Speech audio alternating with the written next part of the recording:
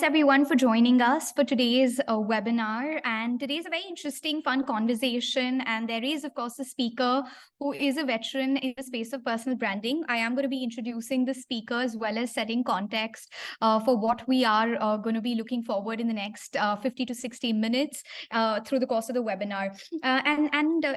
It's so we are on the 4th of May, and tomorrow 5th of May is actually when LinkedIn actually kicked off. So LinkedIn began by Reid Hoffman. He was one of the co-founders. It of course started in his living room in 2002, but later on, actually on 5th May is when he set pace to LinkedIn, which became of course the world's leading professional network. And we are going to be having this fun conversation about LinkedIn, your resume. And just before this conversation, Rohan was talking about the fact that how everybody knows what a resume is, what LinkedIn is all about. But still, we are going to be making this conversation very organic. Just to quickly introduce Rohan. Rohan is the co-founder of BYOB. And just to explicitly talk about the full form of BYOB. It is Build Your Own Brand, and Rohan is smiling as I say it right now. This is a platform that helps you with your resume designing, LinkedIn optimization, ghostwriting, and I'm particularly very excited because Rohan actually is a ghostwriter for CXOs, so we're going to be digging in a little bit of that area as well.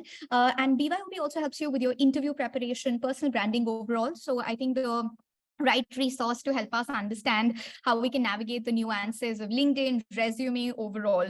Rohan also helps people as a resume writer, particularly job seekers. So if anyone's probably joining us over here who's looking at a job, and particularly our students here at Soil who are of course preparing for their various interviews all the time, and like I said, he is a veteran. He is of course an ex-Zomato worker. He's worked as a program manager with Zomato, Dine Out. He was a key account manager. He's also worked with MTV. So a very disparate range of brands so to say. He did his BBA from University of Arizona, and of course we'll be looking at he'll be helping us understand that how we can make sure that we make the most of all the parts of that LinkedIn profile. One thing which is very interesting to set the context, and this is something that BYOB's website also mentions it clearly, that that these statistics are some things that we should be very careful about. That 81% of hiring managers are going to be checking your LinkedIn for sure. So your online branding, your personal branding is definitely important. And 89% of recruiters actually have started preferring video resumes, which makes absolute sense because they want to know your elevator pitches, whether they're fine-tuned or not, and just figuring out overall. And all these figures were certain things which just of course trying to tell us that how the trend of hiring is completely changed.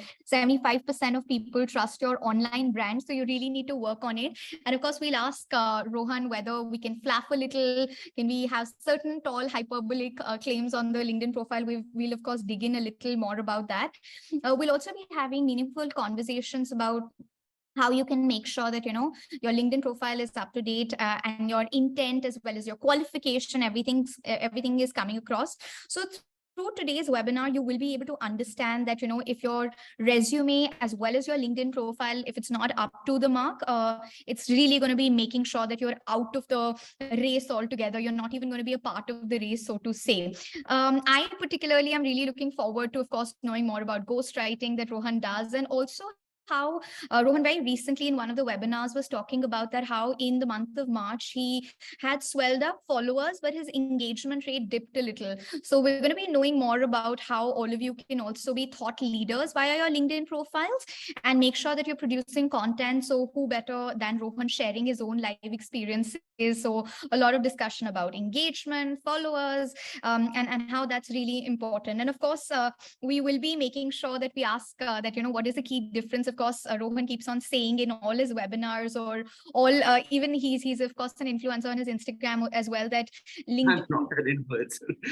But you are like those short videos were really, I think it's just that you need to get a little more traction because you started new. So that's of course there. But like you say that, LinkedIn gives a wider canvas, your profile picture, you can put the video resume, you can have that cover photo, which can highlight who you are, and that about me section, headlines. Of course, we would really be excited to knowing, and we are, of course, making our own notes, Rohan, through the course of this webinar as to how we can make sure that we can have that picture perfect. If there is a picture perfect, because resume and LinkedIn profiles, I think, are now WIP, they're work in progress. And as and when we have an achievement, it's really important, or not even achievement, on a regular basis, whatever we are doing, how we can capture that also. Particularly, we'll be very keen to know that, from a student's perspective, a lot of time there are these questions that what should I update? How should I update? The activities, the clubs that they're a part of. For instance, at Soil, we have students who are particularly attending the session today. They have the various clubs, from Toastmasters to the various other things that they're doing on campus. So how can they best make the use of the LinkedIn profile to make sure that the hiring managers, as you say, the critical key stakeholders, definitely get intrigued by their profile? So a couple of questions that will be, of course, getting more nuanced understanding, which we're sure that you overall as a LinkedIn brand ambassador can definitely help us understand a little better. So I'll let you spearhead the entire conversation. Over to you, Rohan. Really excited, and thanks so much for helping us and our students with this particular webinar to make sure that declutter a couple of our own so-called understanding of how resume or LinkedIn profiles have to be worked up. So over to you. I'll let you spearhead the entire conversation and the webinar. All right. Thank you so much for the warm introduction. I'm definitely not an influencer yet, but and that's not the intent. It's just more kind of, I'm just advocating what I sell. So thank you, Soil, for having me. I'm really looking forward to interacting with a bunch of people. Guys, just one thing, please be interactive, put in your questions on the chat. I'll like to clarify each and every doubt as much as possible so that you guys take something back for sure. There's a lot of generalized stuff out there, but if you guys can take away some personalized stuff, I'll be happy to give that. So I think you've covered it pretty well. And like you mentioned, like one thing this resonated because that's how my journey started. Like, what should, kind of you put as your projects or etc. So the idea of BYOB actually was during my campus time only, because I just developed a habit of having a Google Doc of just documenting everything I would do all time, all the way till my last role at Zomato. And that's why I always had a proper resume, proper LinkedIn profile. I was able to utilize it. And that's how kind of doing that. I think that is one habit that a lot of people kind of let go. They move from like different roles and different companies, and then they went sit down. I think they reach out to BYOB how to kind of make that up. So that's how it happens. In a nutshell, at BYOB, we have two kinds of clientele. All right. I think Nija has kind of summed it up pretty nicely. We have a huge base of job seeking clientele. We help anyone from who might be looking for their first internship to even CXOs with 40 years of experience. All right. They end up having 6-page CVs, and whereas an internship person also has a 2-page because they just put everything from high school. So we help them with a 1-page structured ATS resume. Whatever you guys see online, etc., trends will keep on. Whatever you want to find, you'll find online. But just think from a perspective of a hiring manager. All right, hiring manager, decision maker, or recruiter. The amount of volume they're getting in, nothing more than 1 page suffices. All right. If you can't get it to 1 page, you have to get it to 1 page. There's no way. And once you develop that mindset, it will happen, because I'm pretty sure all of you must have heard the statistic that 6 seconds is an average kind of attention span. And that is true. So keep it very structured, keep it 1 page, get rid of your things that you feel too attached to as and when you progress. When you're fresh in your career, keep it like volunteer experience, leadership experience, what you've done at college. The more you rise up, start eliminating from the bottom. High school can take a back seat, college projects can take a back seat. If you've done some specific projects from Soil, definitely keep that. Then internship experience takes precedence. Once you cross the 3-year benchmark, then internship can take a back seat. And that's how it kind of resonates. Similarly, always keep LinkedIn tandem. All right, don't keep it different. I think LinkedIn has gotten me everything in my life. I got my first internship there. I get my clients also for my business there. I've gotten investment conversations, everything over there. I think I realized this potential in 2011. I think people are now finally realizing that they need to be there.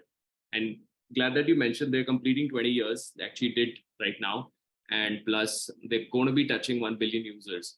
So just imagine how many like traffic is there, and the clientele is polished. The clientele is there for your business opportunities, hiring, etc. And it's really transformed as a platform. All right. Earlier, it was only about recruiters and job seekers, people applying to jobs, getting a response, not getting a response. But if you see its journey in the last 48 months, I would say, or 24 to 48 months, it's like become more of a content creation kind of platform. That's where we kind of launched the personal branding aspect also.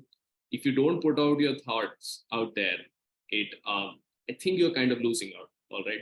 Because we're consuming a lot of content these days. I think it's time that everyone starts moving towards creating content also, because what it does is people don't realize it over time.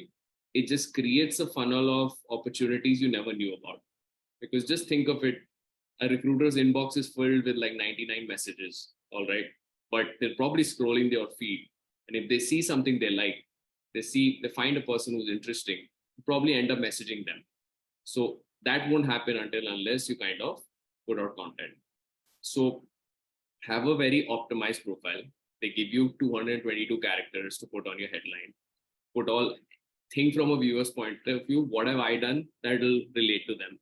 And that's the easiest is big brands. What do you do? Your mission statement, where do you work, etc. Don't make it too philosophical, just to the point, because they're scanning a lot of profiles. Then you can even upload your video resume there. They launched a story function about 2 years back, but I think they canned it in a month because they realized that they were trying to become Instagram, but they still have the video resume option. So you can put an elevator pitch right there with your profile picture. And why is it important?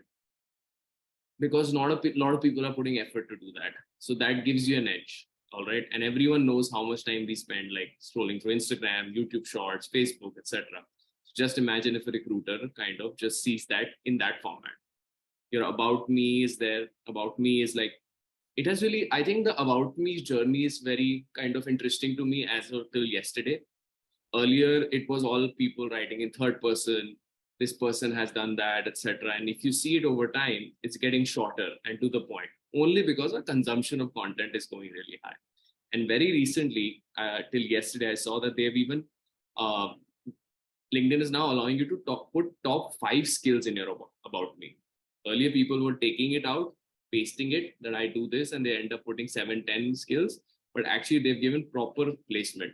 So this clearly says that they're getting a lot of traction on that section. So these are very big elements that actually add value to your candidature. So if someone kind of sees your resume for 6 seconds, hyperlink your LinkedIn, always send your resume in a PDF. Don't send it in a Word, because PDF kind of has the formatting intact, and they can click on it and they get a larger preview of your stuff, because you don't have a restriction of keeping one page. You can add content, featured, skills, work experience, projects, certifications, photos. They can see videos of you. They've changed the feed. They can see your comments as well. So I think not having a LinkedIn is probably the biggest red flag. I remember one of my friends was interviewing at Meta, and they kept on asking, can you please share your LinkedIn? His offer actually was kind of put on hold. He didn't have a LinkedIn. So he actually ended up creating one, updating it, and he had to submit it. So that's how serious it's getting. So that's definitely a part you should keep of your candidature. Then the another one thing that is something we developed, and we kind of got it more from our customers actually. Whenever we would end up like designing a resume for anyone, the number one mistake we were seeing that everyone, whatever they had to say in an interview, they were putting it on the resume. So this was taking it to 2-3 pages. So you have a lot of stories to share. Everyone does, your experiences, etc. You need to document it as a separate document. All right. Just think of your resume as a highlight for a match. All right. Quick overview, but save the details. So we provide an interview strategy document at BYOB. It's not your vanilla document, which has list your 5 top strengths, 5 weaknesses. I don't think anyone asks that much, but it's more about your experiences so that they help you brush up. And lastly is the video resume aspect. Instagram had hit their highest, I think, daily active users in their last quarter earnings, which was 2 days back. Their sessions time has increased by 24%. So video content consumption is reaching at a peak that we cannot even imagine. So it's before, like it's going to happen very soon that it's going to add value to your candidature. So start sending out video resumes even if someone is not asking for it, because it bumps up your chance of getting an interview. So that's the whole aspect of how we kind of approach a candidature. We don't do just do resumes because it's all interlinked. All right, your resume, LinkedIn, video resume, they all have to line up. And then the other aspect is the personal branding aspect. It's slowly and steadily picking up in the younger segment a lot. You see a lot of college freshers creating content, etc. And I think it is one of the most vital things to do in today's age, because like I mentioned, we are living in an age of information overload. So people are consuming a lot of content. And if you just put out your story, you'll be surprised what all can happen from it. So I think we also connected on LinkedIn. I have found my biggest clients on LinkedIn. They saw a post, they resonated, they reached out, it converted. I've gotten my first internship on LinkedIn, my first full-time job, my second full-time job, as well as Zomato on LinkedIn. So everything has happened from there only by putting out my thoughts. So how do we do it at BYOB? We do an end-to-end personality debrief of the person, curate content for them. And if for some of our clientele CXOs who are super busy, we even engage on their behalf. All right. Everything is done with their kind of approval. And I think we have an internal joke, like a ghostwriter knows how to upsell other people. Like, so when you were saying my introduction, I don't think I could have done a better job. So I think as when it comes to upselling others, it's easier. So I think that's just naturally when it comes to ghostwriting. So that's in a nutshell, our journey in BYOB so far. Doing pretty well, happy with our clientele. And I'd be happy to address starting any questions, concerns, or if you have something in mind that I particularly want me to talk about. Absolutely. We are, of course, having live questions as well as certain direct questions that the audience is asking. Of course, you beautifully brought across, like, the recent trends that you're able to see, like the top skills section section in the About Me. There is this question that students really particularly have that, when they're still figuring out, particularly, when you're talking about MBA students, they still have that, especially in the 2-year program that we have here at SOIL, the Manesar campus. We also run the 1-year program in the Gurgaon campus. But for the 2-year program, students are still figuring out. And when we see your About Me, for instance, how you've beautifully summed up that, you have a career spanning advertisement, food tech, entertainment industry, and the other aspects. And you kept it as a mix of both informal as well as formal. Why informal? Because, of course, like you've red flag people like me already who don't like strong coffee. But of course, because you said the frothy ones, the sugary ones are just completely out of the thing. But jokes about, like, but how are students supposed to be developing their About Me or just the other aspects that are there? How can they go about figuring out? And of course, you said that, initially the internships can, of course, take precedence, but eventually when they enter the work world, they can, of course, push back the internship experience. So from a perspective of a young B-School graduate who's coming, probably with no experience or, say 0 to 2 years of experience, what is going to be the Bible? How would you suggest that they can pick the dots and make sure that, the LinkedIn profile is at least up to date so that they can get good internships? And so to speak, very recently, we actually had interns hired at Zomato, KPMG, and everybody, of course, wants to get into such kind of internship. So how can they make sure that their personal brand LinkedIn profile is so up to date and niche that they are also able to get a foot in the door, at least sit across the table for that interview? So what would your so-called, advice be for someone in that particular category? So I'll just split this into two. When it comes to About Me, all right, I would always follow the 3-para rule. All right, that's what we do always. Don't make it a monologue for sure. All right. This is across experiences. I'll get to the freshers, but across experiences, the first one needs to be what you're doing currently. All right. It doesn't need to be like an intro of what you've done. And why the second one needs to be your domain expertise. Because again, it's really hard to kind of inculcate that habit to think about from the reader's aspect. The reader wants to know what can your profile add to their company or their business. So your domain expertise needs to be there. Okay. Now, if you're a fresher, all right, you probably don't have a domain expertise. Mention your interests. That's the easiest thing. All right. Just be specific with it. Like if you like digital marketing, break it down into digital marketing, influencer marketing, SEO optimization, Instagram marketing.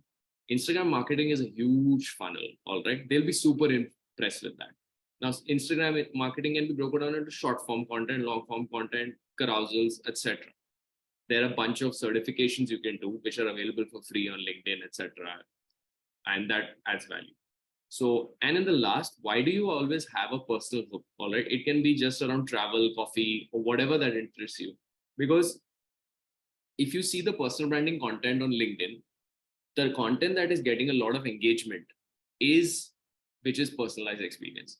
So I completed 11 months of BYOB full time, and I released a blog on Monday. That's engagement rate has crossed the virality kind of threshold which internet set. And on Tuesday, I did a post about video resumes, which is more rare, and it didn't. So the platform is clearly that people connect to stories, connect to experiences, they connect to you, who is the person, because everyone is selling themselves professionally, right? So that's why I always follow the 3-1. First is what you're currently doing. Second, your domain expertise or your interests. And now in pre-Wednesday era, you don't even have to write skills anymore. They've kind of given you that option to highlight your top 5 skills. So those top 5 skills can be your top interests. And a last personal thing. Now coming to when it comes to designing your LinkedIn aspect from a fresher's point of view. So when you're a fresher, you have the availability of time on your hand and volume. All right. So when we were hiring for our launch. All right. We hired 3 interns. All 3 of them. Why did I pick them? Because obviously I knew someone who got the platform, etc. But they had done it exactly how we would advocate it at BYOB. When you're a fresher, you have immense opportunities to do so many internships. And in today's gig economy, you can even do a freelancing gig anywhere and actually start earning money. My designer is not even a graduate. All right. He's on his 2nd year of college and he does designs that are crazy. He's going to graduate in the next 3 years. So the amount of opportunities that are available right now, when I was graduating in 2015, are massive. So not having enough opportunities is probably a sign of laziness. All right. So when you're a fresher, have a lot of internships, because someone hiring you is probably hiring you to ease their workload. Trust me, that is the true reality of the world. Doesn't matter if you are a fresher or doesn't matter if you're with 15 years of experience. So the minute they see that they've done a little bit of an SEO, digital marketing or content marketing or financial analysis or something at 4 different places, they know that this guy can probably, or this woman can probably take our workload down by 20%. So I would say list all your internships, do a bunch of certifications. Even if you sit from Friday to Sunday, you can get at least 5 to 10 certifications out of the way. And LinkedIn has a good brand value. Google Analytics course does not take that much time. All of these are very well resonated certifications. Once you've done those, add them to your headline. So headline is basically, it's a little longer than a tweet. All right. But over there, it helps in your search. So over there, you can put it incoming graduate from LSR 23 or 24 and interest in aspiring to be a digital marketer, certified in Google, LinkedIn ads. That's a much better headline than saying interested to learn Google ads or LinkedIn ads. All right. I've come across a lot of internship applications and I've seen it, etc. It's literally 3 days worth of work of getting these certifications in. You can get it from Udemy, etc. And that's basic knowledge you need, because when it comes to digital marketing, I'm just being specific to digital marketing. The domain is changing so fast that even if you have a basic concept resonating on your profile, it really helps. So to cut it short, have a lot of, I would say, volume in terms of whatever you've done. Do not shy away from saying it, but keep it crisp. LinkedIn gives you 50 skills to add, by the way. 50 skills is a lot. All right. And in college networks, I've seen it. You can ask your friends to endorse it, and that they'll probably endorse all 50. So that helps with your kind of bumping up the SEO aspect. I have about And the last thing I would definitely do, I know about 4 or 5 creators who have just graduated from college. They have a following of 75,000, 65,000, 50,000. All they did was started writing their college stories in their first year. Just start studying creators and start putting out content. Start with once a week. All right. Before you know it, you'll see that you'll start putting out more than that. And these people have cracked jobs at the brands, you name it. KPMG, Unacademy, Misho, like, and then they've left it and then they started their agencies. And they're 22, 23-year-old people. All right. All because the power of content and just telling their story. So the time we're living in is very different. A traditional approach to a job doesn't really work. All right. The regular cold DMs and everything will work, but start putting yourself out there because you have this availability. So if you're into that 0 to 3 year bracket, to sum it up, add your 50 skills, add your top 5 interests in your about me, punch your volume of internships. If you don't have internships, replace them with certifications, add them in your headline, and start putting out your interest content. And before you know it, it'll probably work magic for you. Absolutely. There is this question on the live doubts platform. This is by Achal Pandey. And this sinks in really well because like you said that, when you started leveraging LinkedIn in 2011, back then, people didn't even have FOMO as much as they will have today, like, if they're not on LinkedIn. Having said that, you've always said that, all your partnerships or otherwise also your internships and opportunities all came through LinkedIn. So you would be the best person to help us understand that, how can we connect to new people?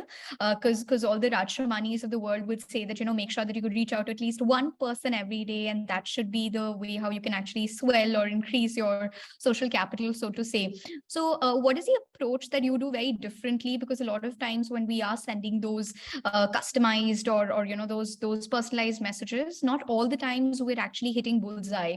But you, considering your success rate has been really high. So Achal Pandey is asking that what's the best way to connect with new people? Because sometimes people don't reply, and how can we approach this effectively, make sure that we're very consistent and persistent, but yet not crossing that line overall?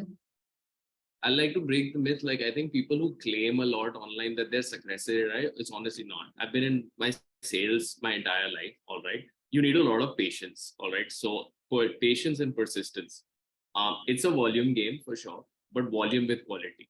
One thing that I have definitely seen is when you're approaching someone, um, again, just think from the viewer's perspective, they're probably getting a lot of DMs, especially recruiters, hiring managers, and entrepreneurs, or someone looking for a partnership.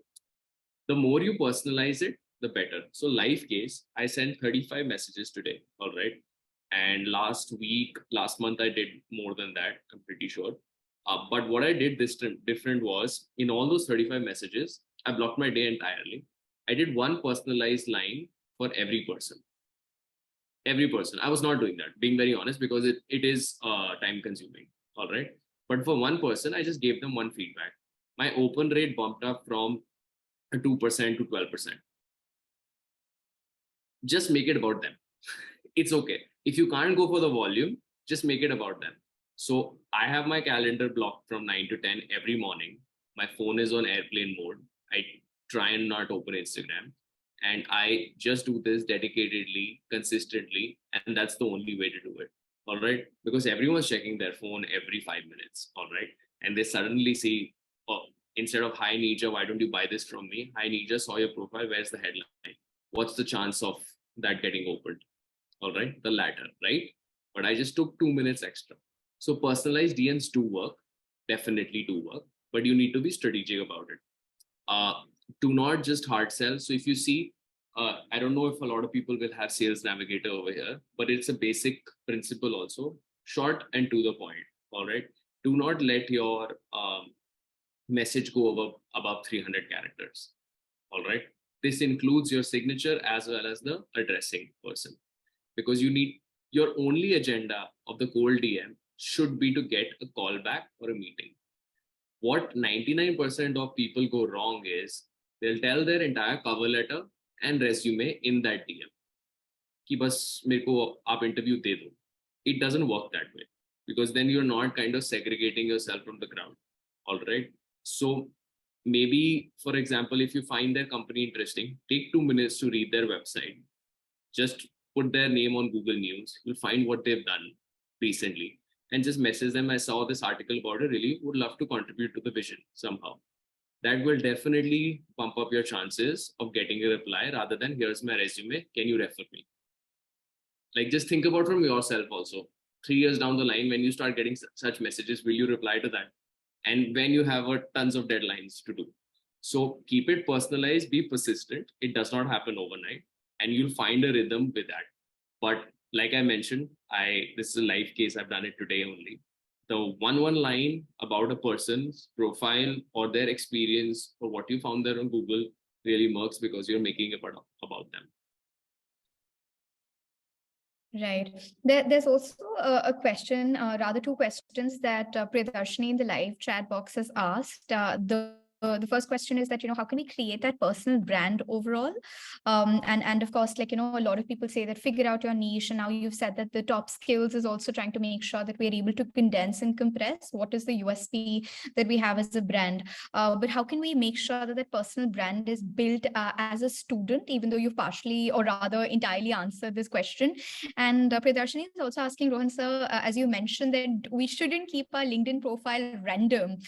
Could you please explain this line, that what do you mean that the LinkedIn profile should not be random? Did I say that?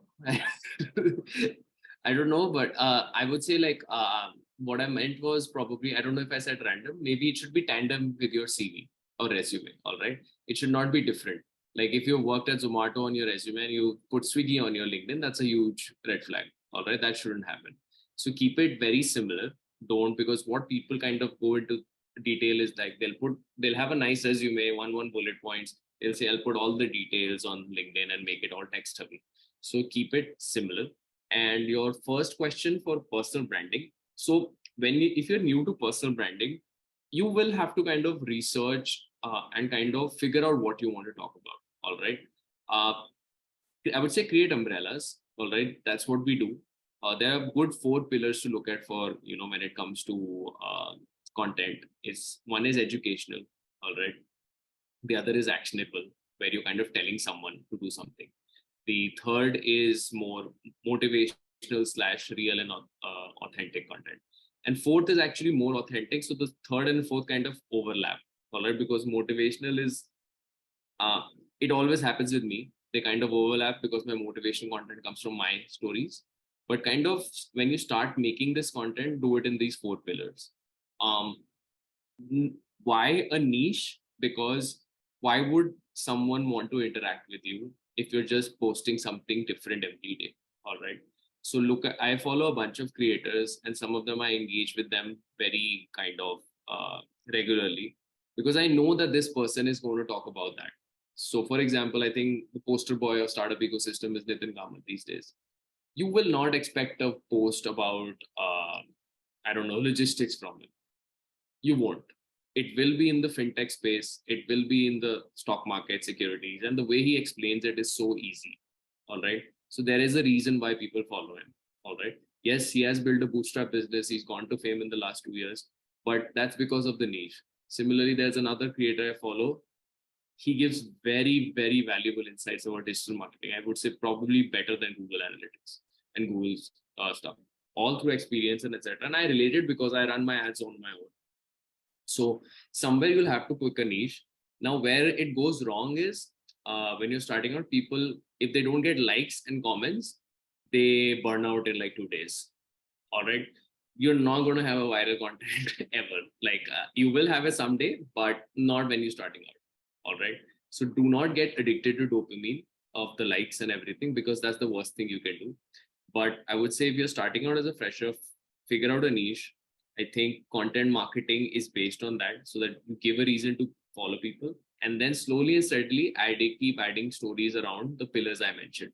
So one, definitely a topical post. Like yesterday I did, like I mentioned, my own story. I did a 1-page resume post where I shared my own resume and I highlighted it. It went very well. But yesterday I spoke about video resumes and it didn't well. But that doesn't mean that I'm going to stop posting about it, right? Why would someone follow Rohan? Because they want to know about personal branding, ghostwriting, and resume writing. It's the long game. So pick a niche for sure, and then slowly and steadily keep adding more stories to it, because in the end, stories are more relatable. Absolutely. When like you were introducing yourself, and even when we go over the BYOB website, we're able to see that, you are talking about how most of your clients who are reaching out to you are coming from the top brands altogether. So you also mentioned how you got this ATS applicant tracking system, sort of a resume, which is getting customized.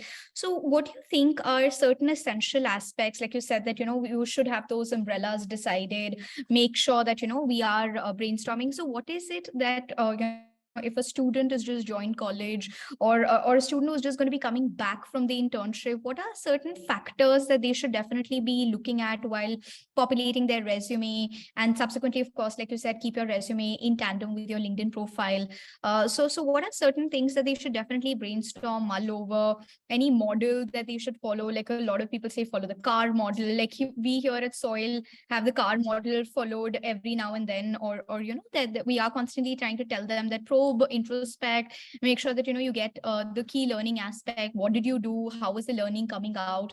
So anything specific that you would probably want to highlight that as a student they can definitely focus on while they're trying to have this introspective journey, and telling you all the details as well, on the BYOB platform, or otherwise also in general?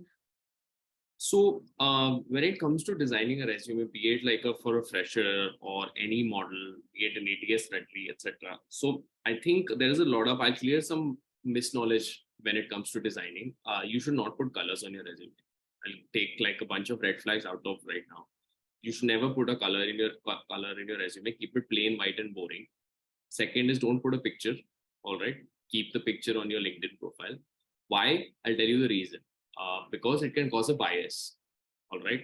So if someone is looking at your resume, go it can go haywire because you don't know who's looking at it. So those are the two global standards that people should not do. That's for sure. Next is summary. Why the summary shouldn't be excluded from a resume is because it's valuable 2-inch space, which you can use to do a lot when it comes to fitting stuff on your resume, and shift that to an about me section on your LinkedIn.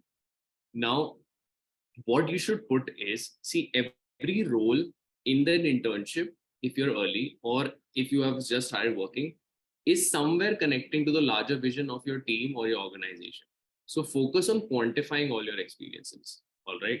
So we have a bunch of clientele, like I am going to be releasing a post next week about how a resume writer does not need to be a domain expert, because that's the number one FAQ we get from our clients who are from like different fields. Like, you are a sales and marketing professional. Do you have resume writers who can handle a lawyer or a doctor, etc.? And we have clientele. See, the idea is to quantify your impact and show your transferable skills. All right. So whenever you're writing a bullet, definitely don't think that I managed I managed the Excel sheet for something like that. But what did that Excel sheet or what that process did is more important. So for example, a doctor, like we did a profile for a doctor, and she was, obviously we are not doctors, all right? So she's like, how would you do it? But there is a business side to the hospital. So we gave her a basic process of reduce readmission rate by 25% through implementation of new patient education program. So always think about what you gave in that role. So when it comes to any internship experience or work experience, I follow this 3 rule. First bullet, what are you doing there? Second, quantifying your achievement. Third, what you gave back to the audience. What you gave back to the organization or the role. That really helps you structure it. So that would be the content aspect for the experience section. Now, since you guys are going to be early in your career and it's your first internship or your first job, education takes precedence. All right. So keep your education on top. If you're looking for your second job, then you can probably move the education lower and take your work experience top, because that's more relevant. So keep that in mind.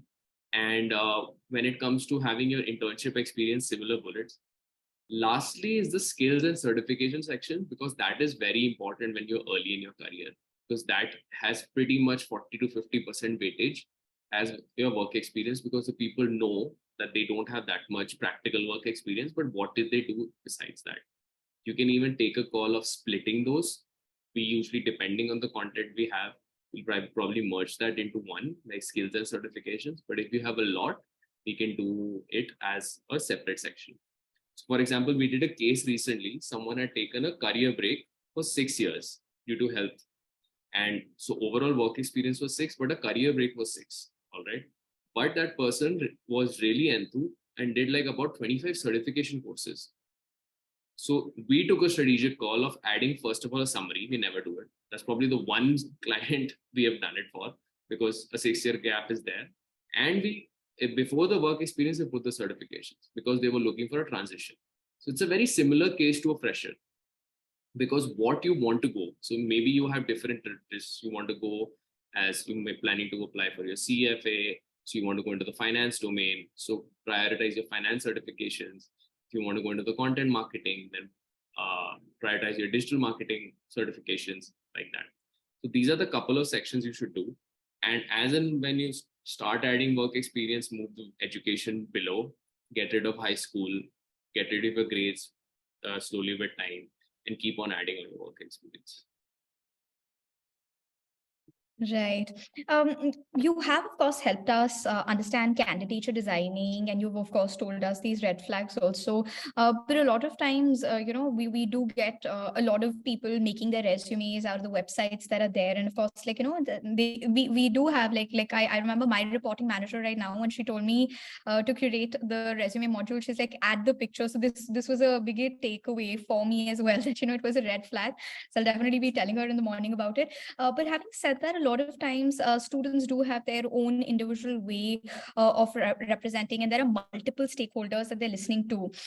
Then what is the correct strategy in that particular storm of ideas? And particularly, I'll tell you as students, if A faculty has said something, B faculty has told them some other thing, how can they be absolutely consistent when it comes to, their overall LinkedIn resume presence? What are the global hygiene? Like you walked us beautifully, with these 5 to 6 very important pointers that, like I said, I would also acknowledge that the second pointer is something that I think my manager also doesn't know about it. But like I said, so I would want you to share some more details that, how students can be particularly more aware and making sure that they do not, this doesn't really affects their overall candidature. This doesn't affects or impacts their overall reach. And secondly, there's another question a lot of people have asked, and particularly, of course, there are campus placements that are there.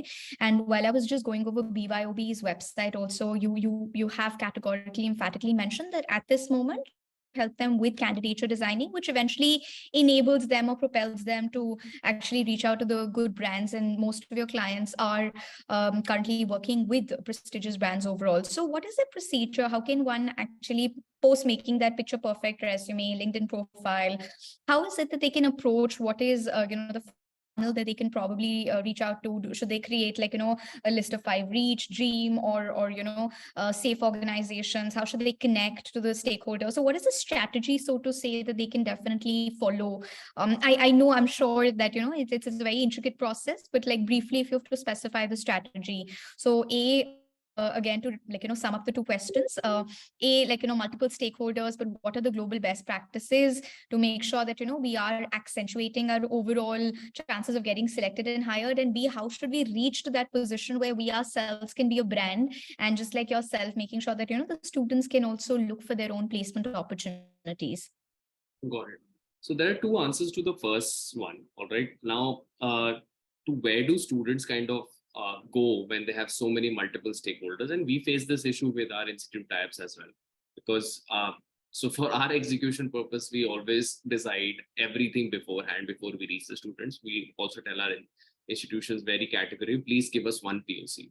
We need to finalize it, etc. Maybe your reporting manager has the picture because your placement is maybe done in a very different manner. So there is globally, it is not advised to have a picture, but when it comes to list for students, what they should listen to, it really depends where they're kind of applying from. All right. So if your placement is being managed by SOIL or a particular institute, and that is a template that has been assigned by that institute or that company or that placement agency, I would recommend follow that. Why? Because on the other end, when they're sending those resumes to 10 companies, those 10 companies know that these are from Soil or some agency AYZ.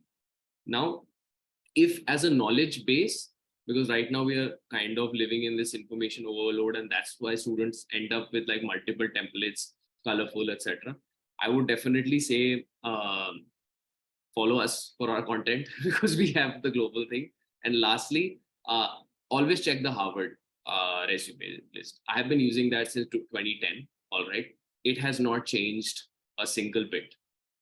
All right, and they update it every year, and they'll update it, and those guidelines match our guidelines whenever we have kind of even kind of changed a bit, etc. Because what we did an experiment also, because there is a lot of another misknowledge which I want to address, is that you need a separate resume for every job. All right, that is probably one of those myths that just keeps on going around. It's not physically possible to create 100 resumes for different jobs. And how different can you make it?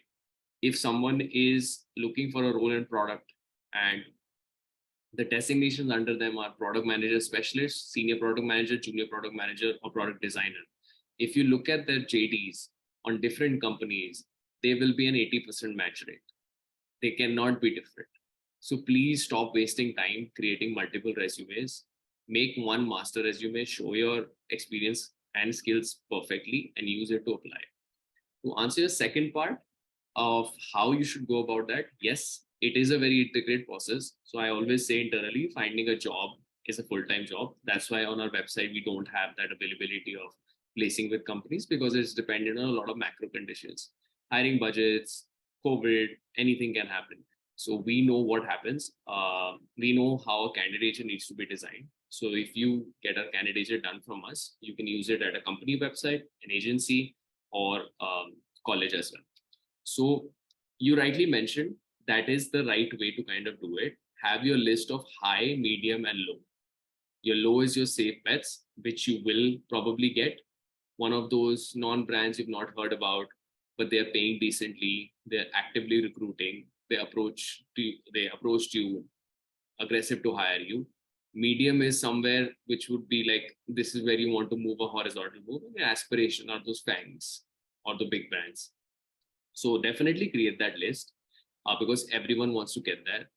I would suggest if your top tier is taking hiring from their own website, definitely kind of upload there, because that really helps, because they are definitely actively looking at people who have made the effort to find the website and apply there. Lastly, seek decision makers, not recruiting HR recruiters in the company. All right, they're probably not going to reply to your message. If there is a role of growth manager or growth marketing manager, the marketing head of that company will probably be one, and he'll probably have deputy marketing managers or someone. So maybe 2-3 people will be responsible for that role. Send them a cold DM saying, saw this opening, really found it interesting, have applied. It would be nice if we can have a quick chat. That's exactly how I got Zomato, by the way. So I did not apply. I said one line. I said, really found these 2 roles interesting, attaching my resume here. Not sure if I did a cold email saying that, not sure if it'll get lost in now. So reaching out to you. I got a reply within an hour, and I had an interview and had an offer. And because you are making their life easier, you need to understand that. So the hiring manager needs someone to fill that place, right? No HR was involved in this. No one. The HR only came when it came to the offer letter. So just reach out to them, because the hiring manager needs to get their job done. So if someone is making the effort to reach out to them, then probably you will get precedence over the interview. So create that list, find those people. Doesn't take that long. It is a tedious process. But like I mentioned, a job interview and a job search process can last anywhere from 0 to 6 months. So it's a very tedious process, especially if you want the job you really want. If you want to settle for anything, then you can probably get it in a week. But I think this is the only kind of strategy that works. There's also a very interesting question that has been messaged to us personally, and that is like, how did you eventually figure out about BYOB, and how come the name BYOB? It's a very different. No, it's okay. So BYOB was birthed on campus. I used to design resume for like $5 in the University of Arizona. That's where I thought that this is something I should build on.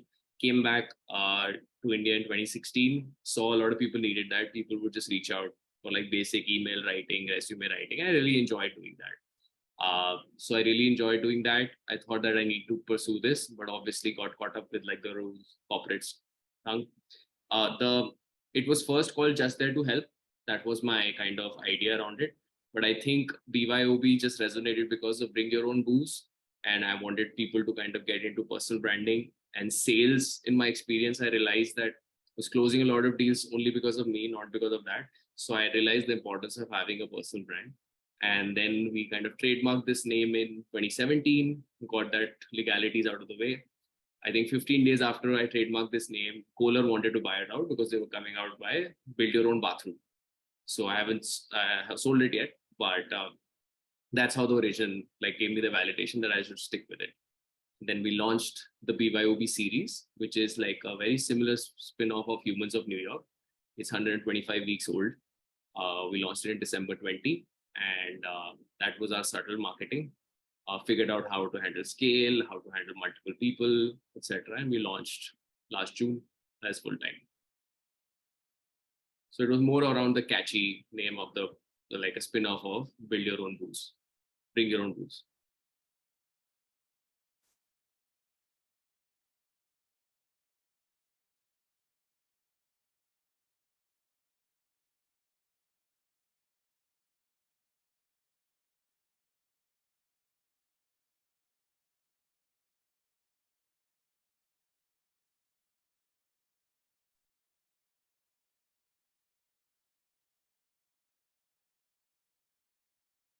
I think he just been logged out or something. Okay, yeah, I was just going to. Yeah. Thank you. Thank you for the lovely answer. It was nice knowing your journey. And I'm sure it excites everybody else to know that if there's something inside their head which is building now, you can for sure build it later. Yeah. Take your time, but you'll have the time to do it. Yes. Okay. Let me just take up any other question that somebody's asked us. There's somebody who's asking what should be the criteria to increase the connections in profile. So there's no as such criteria, but there is a limit of weekly invitations you can send. And if you move to like a premium account, it increases. But do not increase your activity a lot on a daily basis because then shadow bans happen, etc. I think the weekly limit is 150 or 100 connections you can send out. But be strategic on it. So if you're sending out more than that, probably you're spamming. So don't do it. But there's another very secret feature. A lot of people don't know about it. You can withdraw your connections as well. So if you've sent a bunch of connections, you checked your sent thing, and there's like a 3-week old message that no one responded, withdraw it. So that kind of clears the queue out in LinkedIn's eye. Okay, perfect. Nija, you can move forward. I think your screen froze, so I just took over for a while. Yeah. I lost network in the campus over here. Right. We just, of course, are moving towards a fag end of the webinar, and we just wanted to consolidate a couple of learnings. So any last minute suggestions as we have been telling our students that, this was a step-by-step workshop to help them understand how they can build together the resume and LinkedIn. And of course, you've, bit by bit built that entire thing. So anything to just consolidate, summarize, and encapsulate the gist and the essence, or any last minute, things that you would like to mention to the students? I think to consolidate, keep your candidature in a very quick viewer's point of view whenever you sit down making it. So we always say like 6 seconds on the resume, 15 seconds on the LinkedIn, 15 seconds on your video resume. So that's less than a minute. So when you start designing it, keep those timelines in mind and save the details for the interview. And do not put your picture on the resume.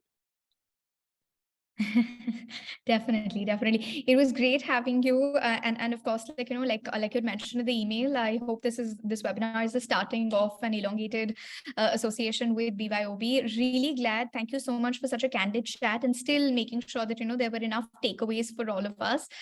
Wishing you the very best, even though you of course did not agree to you being an influencer, but of course we will follow, like you said, like, to make sure that we get insights or we're able to understand how we can stay abreast when it's all about candidature designing or building our own brand, so to say, on LinkedIn, or making sure that that resume is so to say perfect in order to make sure that we get the next job, we fetch the next job. Thank you so much. It was a pleasure having you and your team member Jelita. And thanks, Aishwarya, for putting this up together for us. No problem, Thank you. anytime. Thank you. Thank you, everyone.